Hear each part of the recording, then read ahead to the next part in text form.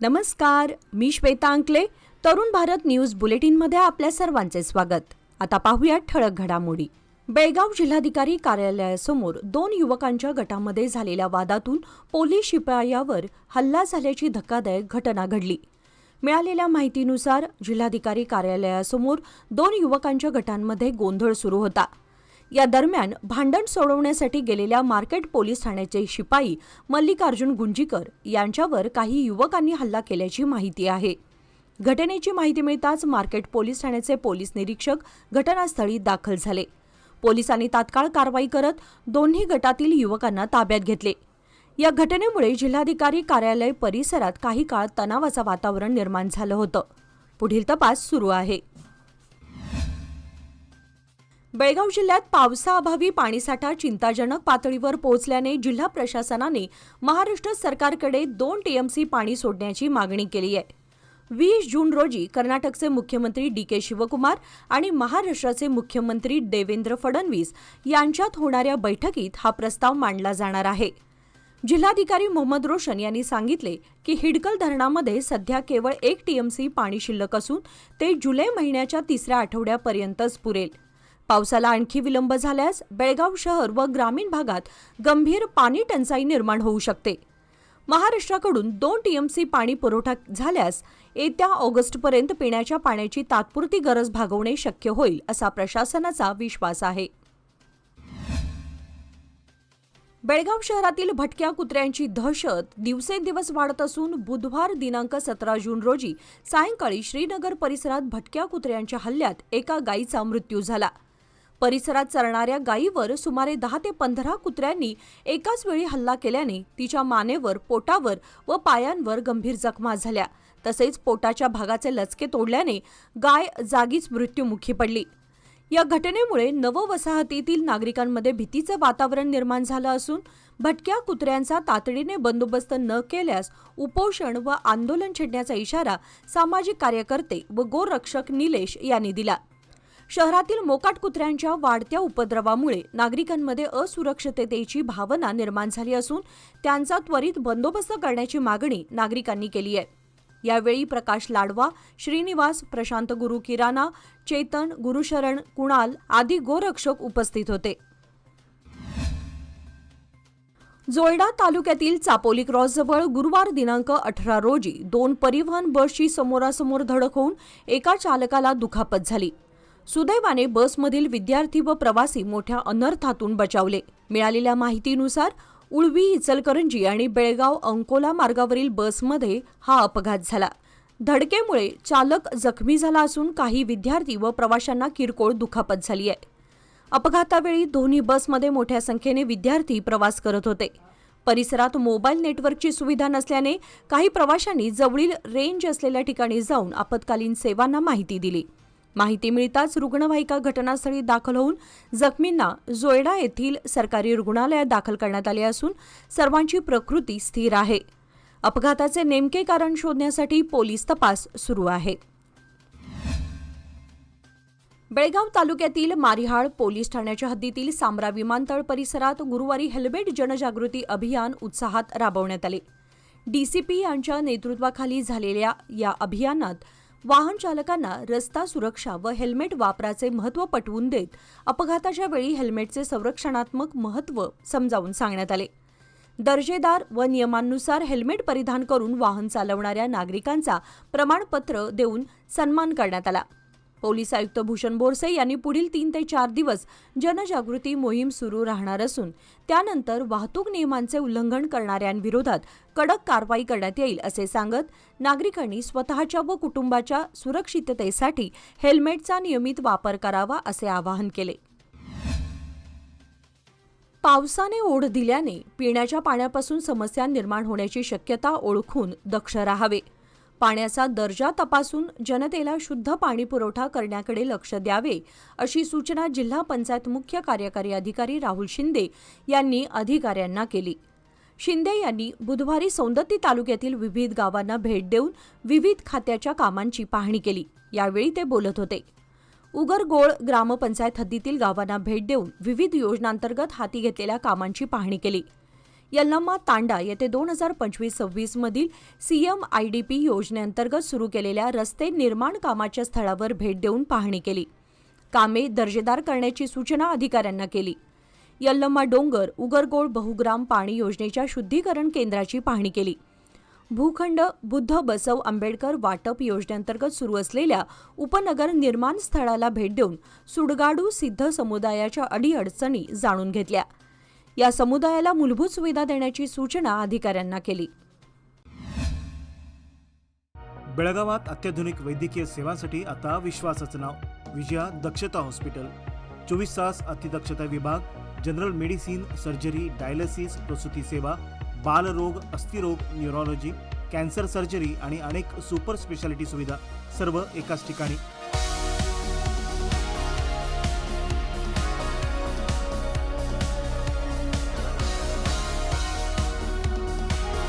अनुभवी डॉक्टर, आधुनिक तंत्रज्ञान आणि रुग्णांसाठी मनापासून सेवा. सर्व प्रमुख विमा आणि सरकारी योजना स्वीकारल्या जातात. आजच भेट द्या. खानापूर रोड, 3ऱ्या रेल्वे गेट जवळ, रेल्वे ओव्हरब्रिजच्या खाली, टिळकवाडी, बेळगाव. संपर्क 7353641444. विजया दक्षता हॉस्पिटल, आपल्या आरोग्याची दक्ष काळजी. घटप्रभा पोलीस ठाण्याने हरवलेले मोबाईल शोधण्याच्या मोहिमेत उल्लेखनीय यश मिळवत CAIR पोर्टलच्या माध्यमातून 27 हरवलेले मोबाईल हस्तगत करून संबंधित मालकांना परत केले.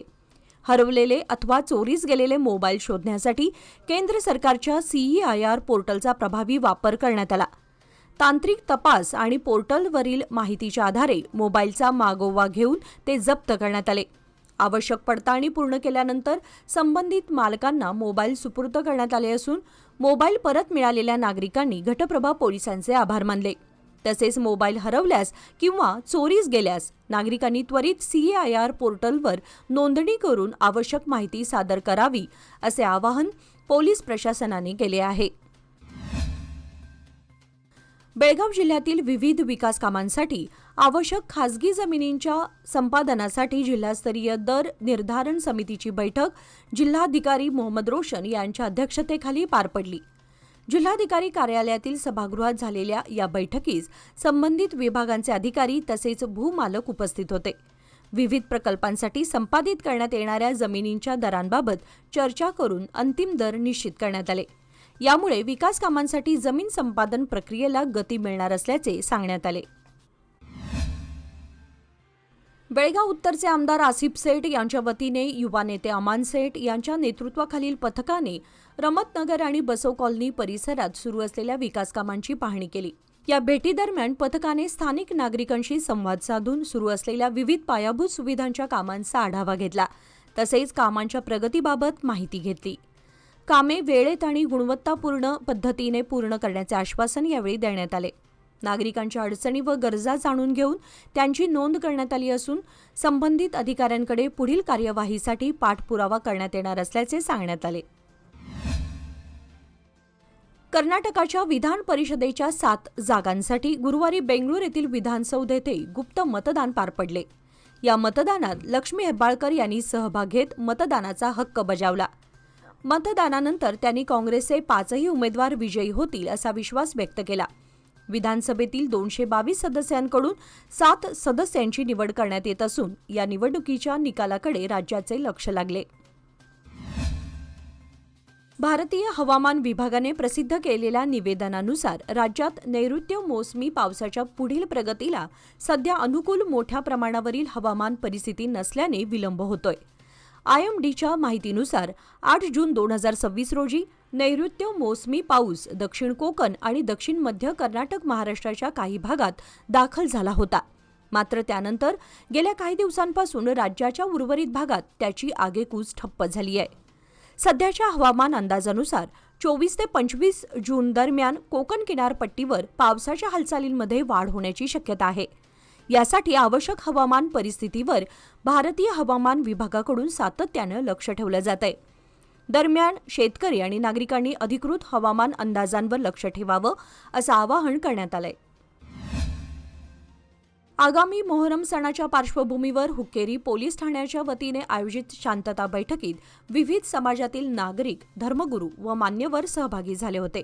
मोहरम सण शांतता, सौहार्द व शिस्तीमध्ये साजरा करावा, तसेच कोणाच्याही भावना दुखावल्या जाणार नाहीत याची काळजी घेऊन कायदा व सुव्यवस्था राखण्यासाठी पोलीस प्रशासनाला सहकार्य करावे असे आवाहन करण्यात आले.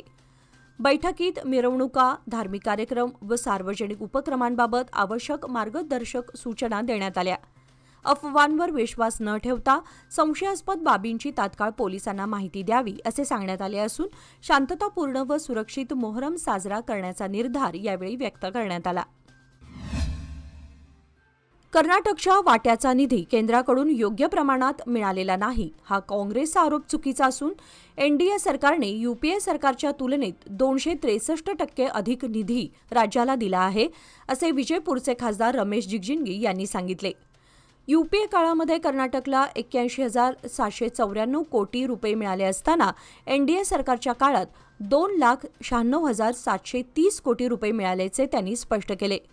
जनधन योजनेमुळे कर्नाटकातील 2,14,00,000 नागरिक बँकिंग व्यवस्थेशी जोडले गेले असून कोविड काळामध्ये 280 कोटी मोफत लसी देऊन जीव वाचवण्यात आल्याचे त्यांनी नमूद केले.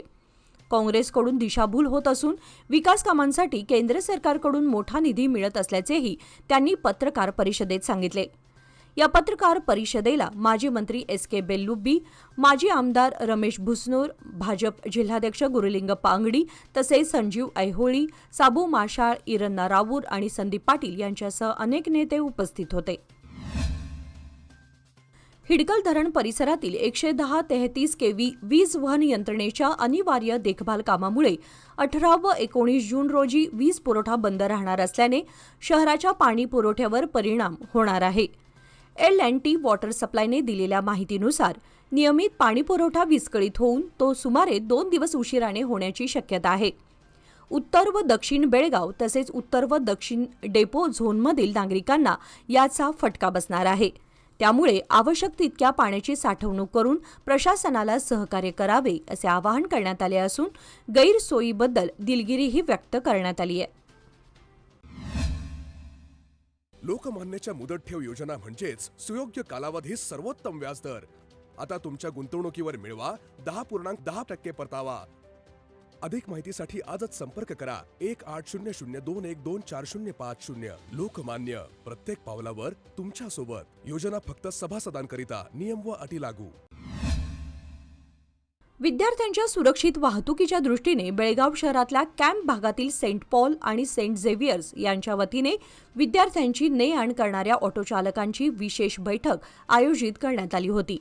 सदर बैठकीला सुमारे 186 ऑटोचालक उपस्थित होते. शाळा व्यवस्थापनाने ऑटोचालकांच्या सेवाभावाचे कौतुक करत विद्यार्थ्यांच्या सुरक्षिततेला सर्वोच्च प्राधान्य देण्याचे आवाहन केले. यावेळी कॅम्प पोलीस ठाण्याचे PSI यांनी रस्ता सुरक्षा, वाहतूक नियमांचे पालन, शिस्तबद्ध वाहतूक आणि ऑटो रिक्षा वाहनांमध्ये मर्यादेपेक्षा अधिक गर्दी टाळण्याबाबत मार्गदर्शन केले. विद्यार्थ्यांना सुरक्षित प्रवास उपलब्ध करून देण्यासाठी शाळा, पालक, ऑटोचालक आणि पोलीस प्रशासन यांच्यातील समन्वय अधिक दृढ करण्याचा निर्धार यावेळी व्यक्त करण्यात आला. बेळगावातील KLS institute of management education and research येथे वार्षिक प्लेसमेंट डे उत्साहात साजरा करण्यात आला. नोकरी मिळवलेल्या विद्यार्थ्यांच्या पालकांना केंद्रस्थानी ठेवून त्यांचा विशेष सन्मान करण्यात आला. विद्यार्थ्यांच्या यशामागील त्यांचा त्याग आणि पाठिंब्याची दखल घेण्यात आली. कार्यक्रमात MBA बॅच 2025च्या प्लेसमेंट यशाचा गौरव करण्यात आला. तसेच फेडरल बँकेने 6 विद्यार्थ्यांना 16,42,000 रुपयांचे सर्वोच्च पॅकेज देऊन महत्त्वाचा टप्पा गाठला. विद्यार्थ्यांना मार्गदर्शन करताना उपस्थित मान्यवरांनी कठोर परिश्रम, शिस्त व चिकाटी हेच यशाचे मंत्र असल्याचे सांगितले. यावेळी HDFC बँकेचे HR business partner Sameer Shaikh, शाखा व्यवस्थापक संतोष मल्लिकार्जुन तौकारी, प्राध्यापक अतुल आर कदम, KLS IMERचे संचालक डॉ. आरिफ शेख तसेच विद्यार्थी व पालक मोठ्या संख्येने उपस्थित होते. महाराणा प्रतापसिंह महाराज यांच्या जयंतीनिमित्त आज दिनांक 18 जून रोजी सर्व लोकसेवा फाउंडेशन, रेवणसिद्धेश्वर ज्योती शाळा आणि इनोव्हेटिव्ह प्रिंटिंग प्रेस यांच्या संयुक्त विद्यमाने सदाशिवनगर बेळगाव येथील श्री मरगाई मंदिर परिसरात स्वच्छता अभियान राबवण्यात आले. या उपक्रमात मंदिर परिसराची स्वच्छता करून नागरिकांमध्ये स्वच्छतेबाबत जनजागृती करण्यात आली. समाजोपयोगी कार्यातून महाराणा प्रतापसिंह महाराजांना अभिवादन करण्यात आले। या कार्यक्रमात रमाकांत कोंडुस्कर, नीलकंठय्या हिरेमठ, वीरेश हिरेमठ, संतोष देशनूर, देवप्पा कांबळे, रविकिरण हेग्गेरी, गौरीश हिरेमठ यांच्यासह अनेक कार्यकर्ते व नागरिक सहभागी झाले होते। उपस्थितांनी स्वच्छ आणि सुंदर परिसरासाठी अशा उपक्रमांची आवश्यकता असल्याचे मत व्यक्त केले। मण्णूर गावातील 1 एकर जागेवर मारिया कृपा सोसायटीच्या नावाचा फलक लावण्यात आल्याने ग्रामस्थांनी संबंधित जमीन वाटपाबाबत ग्रामस्थांकडून आक्षेप नोंदवला। या विषयावर देवस्की पंच कमिटीच्या बैठकीत चर्चा करून महसूल व ग्रामपंचायत प्रशासनाला निवेदन सादर करण्यात आले। निवेदनात संबंधित जमीन देण्याच्या प्रक्रियेबाबत ग्रामस्थांच्या भावना विचारात घेण्याची मागणी करण्यात आली। यावेळी गावातील अनेक नागरिक उपस्थित होते। ग्रामस्थांकडून प्रशासनाने या प्रकरणाची सखोल चौकशी करून योग्य निर्णय घ्यावा अशी मागणी बेळगाव भाजपा ग्रामीण मंडळ उपाध्यक्ष विनय कदम यांनी केली। यावेळी बहुसंख्येने ग्रामस्थ उपस्थित होते। बॉन्डद्वारे खरेदी केलेल्या बक्षीसपत्रांवरील तसेच उपनोंदणी अधिकाऱ्यांच्या कार्यालयात नोंदणीकृत गुंठा प्लॉटवर बांधलेल्या आणि बांधकाम सुरू असलेल्या घरांना तात्पुरती, कायमस्वरूपी व व्यावसायिक वीज जोडणी देण्यात येत नसल्याच्या निषेधार्थ कर्नाटक राज्य मान्यताप्राप्त विद्युत कंत्राटदार संघटनेच्या वतीने आंदोलन करण्यात आले। त्यानंतर विजयपूर जिल्हाधिकाऱ्यांमार्फत मुख्यमंत्री यांना निवेदन सादर करण्यात आले। संघटनेचे केंद्रीय कार्यकारी समिती सदस्य सय्यद यासिन एल गुलबर्गा यांनी 3 जुलै 2025 रोजी मुख्यमंत्र्यांच्या अध्यक्षतेखाली झालेल्या बैठकीत 1200 चौरस फुटांपर्यंतच्या इमारतींना ओसी व सीसी घेण्यापासून सूट देण्याचा आदेश जारी करण्यात आल्याचे सांगितले। मात्र त्या आदेशाचे उल्लंघन करून हेस्कॉम अधिकारी वीज जोडणी मंजूर करण्यात अडथळे निर्माण करत असल्याचा आरोप त्यांनी केला। या आंदोलनात विविध पदाधिकारी, ग्राहक तसेच शेतकरी संघटनांचे प्रतिनिधी सहभागी झाले होते। बेळगाव शहरातील हिंदू खाटीक समाजातर्फे त्रिवार्षिक बिरदेव यात्रा मंगळवार दिनांक 23 जून रोजी शहरातील बकरी मंडई गणाचारी गल्ली येथे साजरी केली जाणार आहे। सकाळी 7 वाजता महाअभिषेक, सकाळी 10 वाजता अंबिल कलश मिरवणूक समादेवी गल्ली, खडे बाजार, काकती वेस व गणाचारी गल्ली मार्गे बकरी मंडई येथे काढण्यात येणार आहे। सकाळी 11 वाजता हिंदू खाटीक समाज बेळगावच्या नवीन फलकाचे उद्घाटन, दुपारी 12 वाजता महाआरती तसेच दुपारी 12 ते 3 या वेळेमध्ये महाप्रसादाचे आयोजन करण्यात आले आहे। सर्व समाज बांधवांनी मोठ्या संख्येने उपस्थित राहून कार्यक्रमाची शोभा वाढवावी असे आवाहन हिंदू खाटीक समाजातर्फे करण्यात आले आहे। विजयपूर जिल्हा अंमली पदार्थ मुक्त करण्यासाठी पोलीस विभागाने सातत्याने कठोर कारवाई सुरू ठेवली असून 1 जून ते 16 जून 2026 या कालावधीत विशेष मोहीम राबवून अंमली पदार्थ विक्री व सेवन करणाऱ्यांविरोधात गुन्हे दाखल करण्यात आले आहेत अशी माहिती जिल्हा पोलीस अधीक्षक लक्ष्मण निंबर्गी यांनी दिली। या कारवाईमध्ये विविध पोलीस ठाण्यांच्या हद्दीमध्ये एकूण 7 पेडलर्स विरोधात गुन्हे दाखल करून 61.770 किलो गांजा जप्त करण्यात आला असून त्याची अंदाजे किंमत 15,78,000 रुपये आहे। सिंदगी पोलीस ठाण्याच्या हद्दीमध्ये 34.400 किलो, मनगुळ येथे 15.60 किलो तर गोलगुंबज पोलीस ठाण्यामध्ये 2 प्रकरणात 11.295 किलो गांजा जप्त करण्यात आला आहे। देवर हिप्परगी, आलमेल आणि बसवन बागेवाडी परिसरातही प्रकरणे नोंदवण्यात आली असून गांजा सेवन प्रकरणात 6 जणांना अटक करून NDPS कायद्यानुसार कारवाई करण्यात आली आहे असेही त्यांनी सांगितले। याचबरोबर आजच्या बातमीपत्रामध्ये वेळ झाली आहे आज इथेच थांबण्याची। ताज्या बातम्यांसाठी आणि घडामोडींसाठी पाहत रहा तरुण भारत न्यूज चॅनल। तसेच आमच्या चॅनलला लाईक, शेअर आणि सबस्क्राईब करायला विसरू नका आणि विश्वासार्ह बातम्यांसाठी दररोज वाचा दैनिक तरुण भारत। धन्यवाद।